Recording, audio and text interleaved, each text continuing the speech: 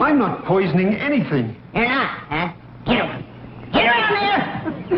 Now, if you're not poisoning the pond, let's see you tip up that jug and take a swig. Well, I can't do that. It's concentrated chlorine. It kills the algae and fungus. It kills fish, too. We've tried 2 or 3 times to stop this pond. But this water's only for swimming. What do you think fish do? Walk? Now, take your jug of poison and get out of here. Lady, I'm only following orders of Mr. Drysdale. Aha! So, Mr. Drysdale put you up to this, did he? Yes, ma'am. And now, if you don't mind, I'm running a little late. You're running fast, that's how you're running.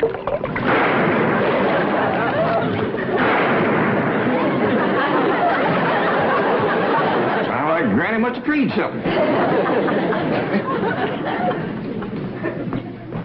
All right, Jethro. Read me that letter from Mr. Drysdale's bank. I don't think you're going to want to hear it, Uncle Jed. It's terrible news. Like what? Like you ain't got no more money. I don't want no more money. I got more than I can use right now. 35, 40 million in it. Not according to this letter, you ain't got nothing. You're broke. Broke? Jed Clampetts? Yes, ma'am, that's a fact. He's what they call overdrawn. What does that mean? Well, that means that you owe Mr. Drysdale's bank $34.70. That's why he wanted to get shed of us, putting poison in our pond. Next thing you know, they'll be burning down our barn. Who? Mr. Drysdale, that's who. Oh, he was nice as pie to you when you had millions in his bank. But now that it's all gone, he has no use for you. How could all that money be gone? Jethro, are you for sure positive certain that letter's for me? Oh, yes, sir, Uncle Jed. There it is, wrote in black and white. Mr. J.D. Clampett.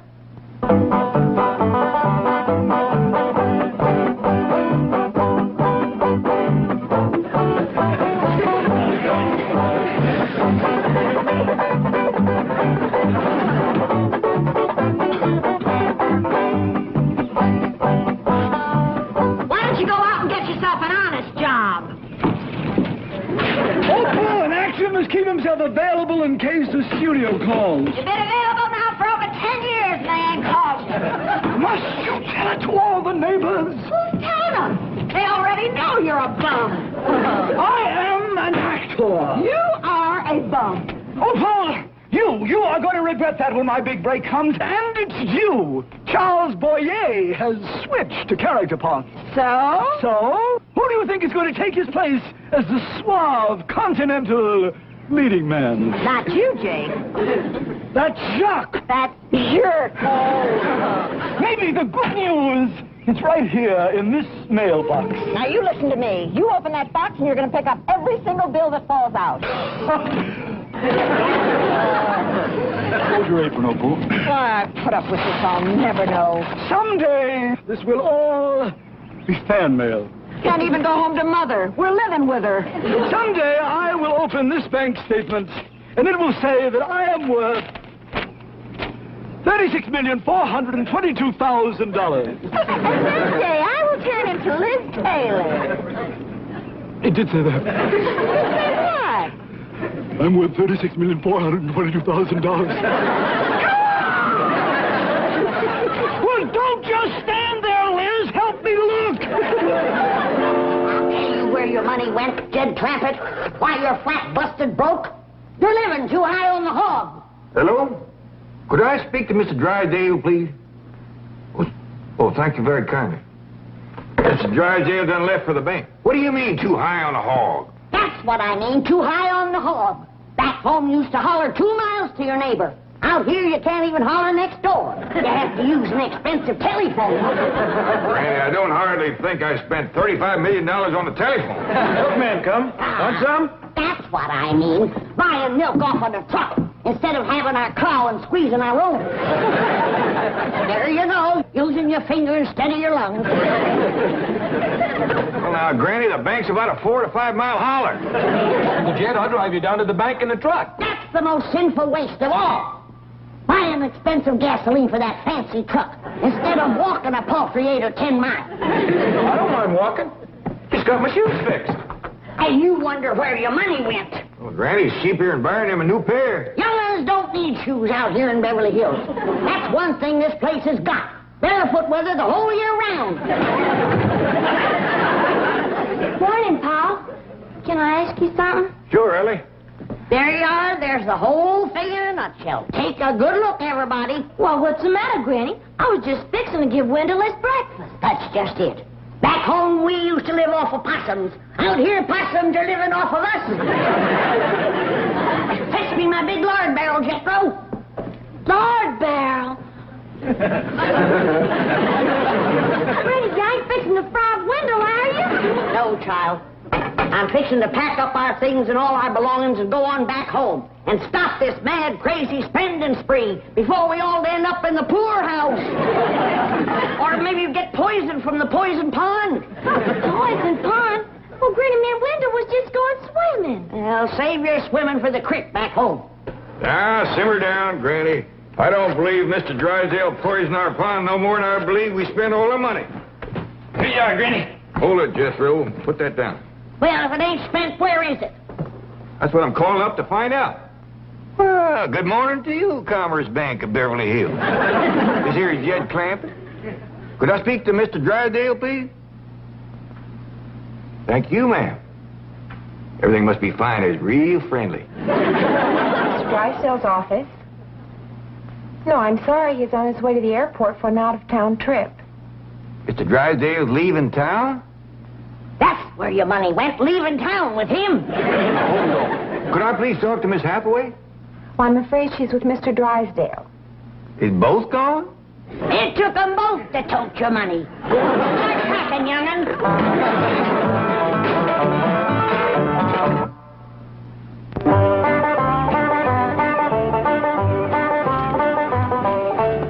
Come on, everybody, let's get going.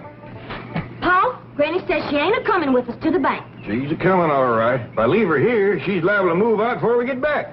But, Paul, she's a-packing a barrel, and she says she ain't gonna leave it. Don't you worry about this. Hop on there. She's a-coming.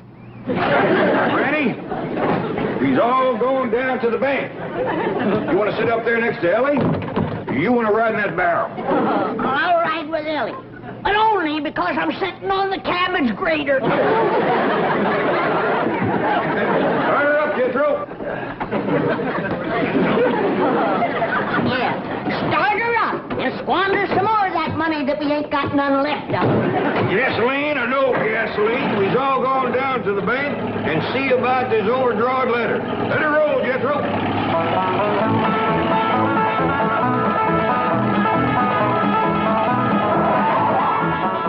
Hey, you in that truck. You can't stop there. Move on. Well, Mr. Policeman, we got business in the bank there. Move on or I'll give you a ticket.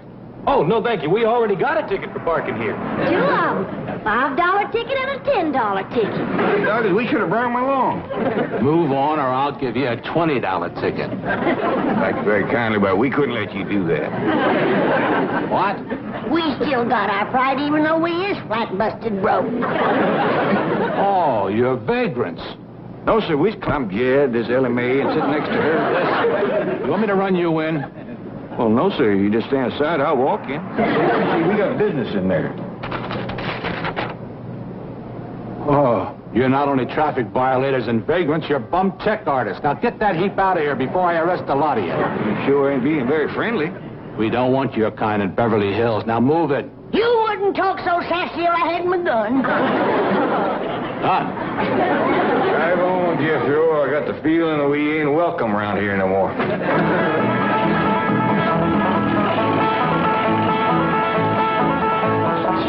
There's a cop.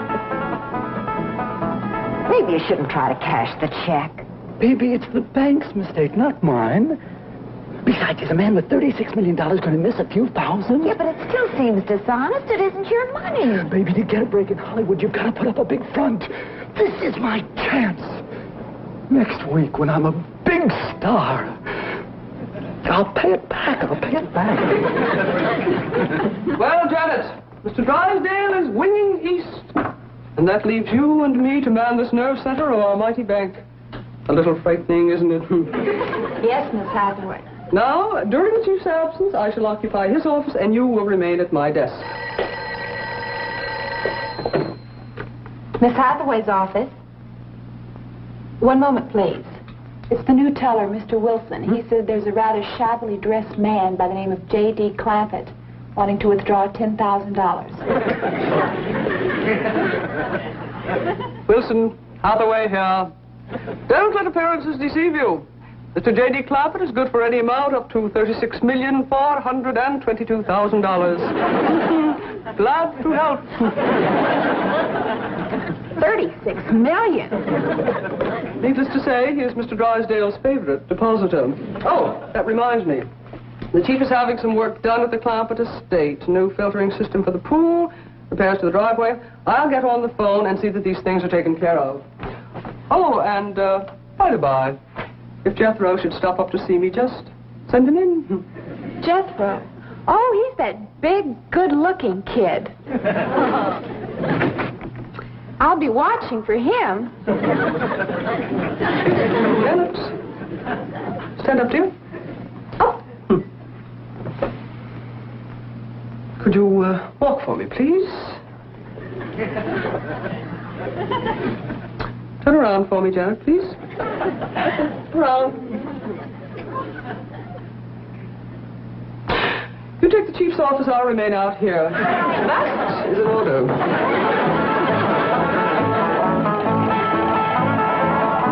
How about it, Uncle Jed? We gonna pack up and go back to the hills? It's up to you to decide, Jed. You're the head of the clan. Whatever you say, go. What's it gonna be, Paul? Go back home or stay here? We're going to stay here. No, we ain't. We're going back home. Jed's gonna whop you, Granny. I'd rather get whomped than poisoned. Or shot down by Mr. Drysdale's hired killers. What hired killers? That policeman out front of his bank. He was going for his gun when we drawed away. Let's go back and whomp that rascal. We'll feud the whole thing. Oh, wait a minute.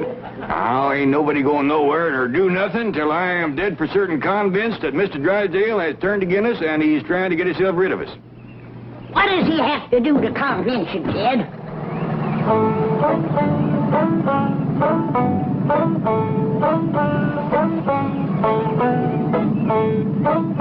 Who's that? I don't know, but I smell hot tar. Me too. Well, Jed, does tar and feathers convince you? Now, just calm down, everybody. Hey, mister, what you got in that little tank there? Hot tar.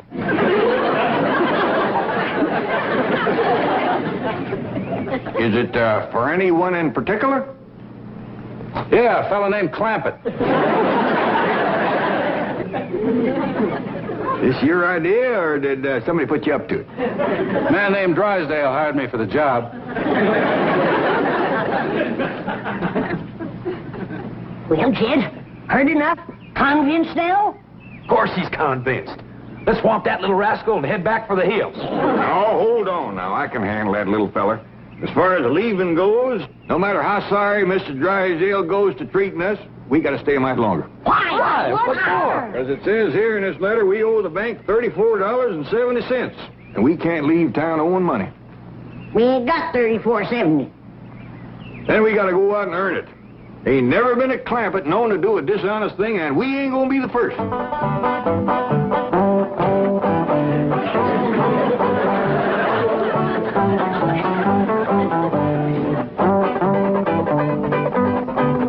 Now, don't you and your mother wait dinner for me, doll. I'll grab a bite of the studio commissary. What studio? Well, how can I tell until after I've weighed all the offers? Oh, and start packing, doll. I can't wait to get away from that old, broken-down heap. Now, that's no way to talk about Mother's house. Who's talking about her house? Jake Clampett. Jacques, dear, Jacques. Oh, and doll, here. Get yourself some decent clothes. But Jake! Don't worry. I'm on my way to the bank for more. Get yourself a mink. After all, your husband's in pictures now. You are the wife of a star. I'm the wife of a bum! Little man, can I talk you out of this? Why don't you stop bugging me? I got a job to do. Yeah, well, like I keep telling you, I don't think you're man enough to do it. At least he's not alone. Well, I do. Please, won't you give up this notion? Want to know something? You're going to get hot tar all over you. Well, I'm sorry you're such a muley, little feller. There he goes. Just be thankful I didn't head first into the hot tub. Yes, sir. Thank you, sir. Now let's go figure out how to raise that money.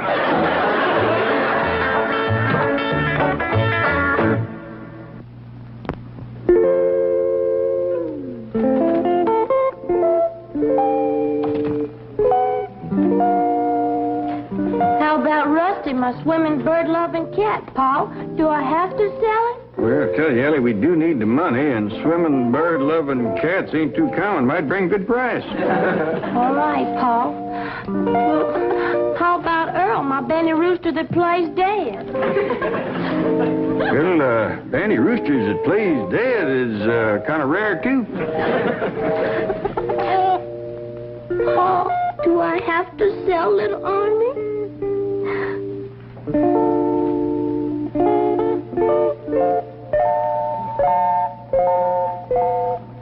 Well, I'll tell you what, Ellie. I figure on making so much money cutting and selling wood, and with Jethro helping, and Granny peddling her pickled crow's gizzards, you're selling your animals liable to burden us down with a lot of money that we just don't need. So, turn them all loose.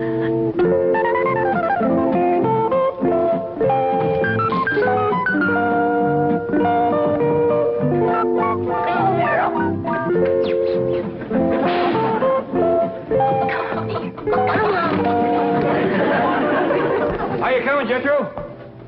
Putting everything all together, we got 80 cents. We owe $34.70. How much does that leave for us to have to earn?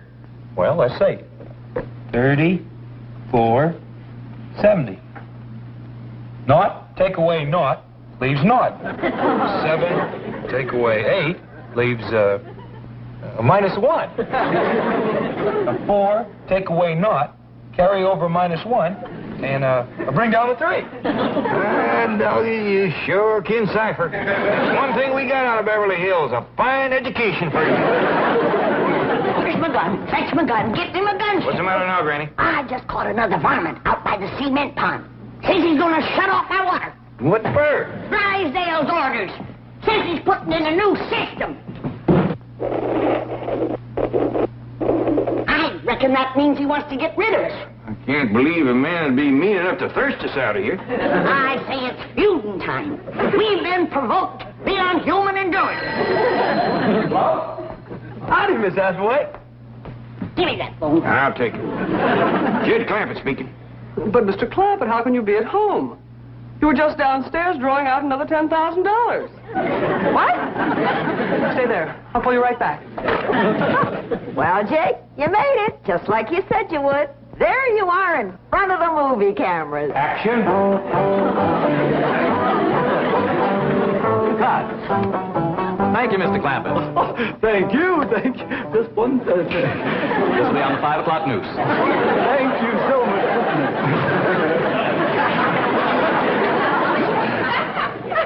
Well, did you hear that, Jake? You're going to be famous, just like you always promised. So, maybe a producer will see me. Call the studios and tell them to catch the 5 o'clock news. Of course, mere words can never express our deep humiliation over this unforgivable error.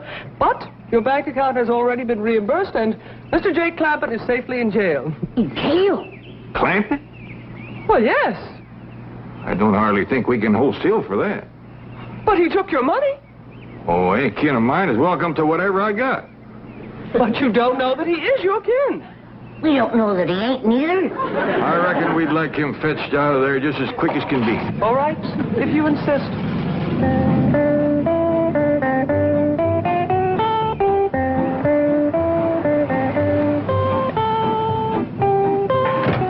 Now, this is what I mean by putting up a front. Wow, Jake. That's junk. I warn you not to try and take advantage of this situation. I am certain there is not the remotest possibility that you could be even distantly related to these wonderful people. And I am rushing back to the bank now to check you out thoroughly.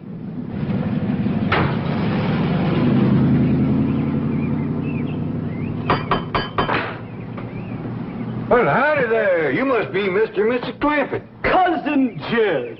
Pleased to meet you. Say, what side of the family are you from? This is my wife, Opal. And, darling, this is my long-lost favorite cousin, Jed Clampett. Howdy, man. This here is my daughter, Ellie. Cousin Ellie. This here is Granny. Cousin Ellie. Say howdy to Granny. Howdy, Granny. This young lady belongs in the movies, and I'm going to see that she gets there. Well, thank you. Can we all go? There's going to be a double feature tonight. Marvelous. She's so wonderfully naive and unspoiled. And this here is my nephew, Jethro. Howdy. I hear tell you're a movie actor. Quite right, my lad. Well, let's all go and have some victuals and get better acquainted with our cousins, Opal and Jake. That's Jacques. That's Jake.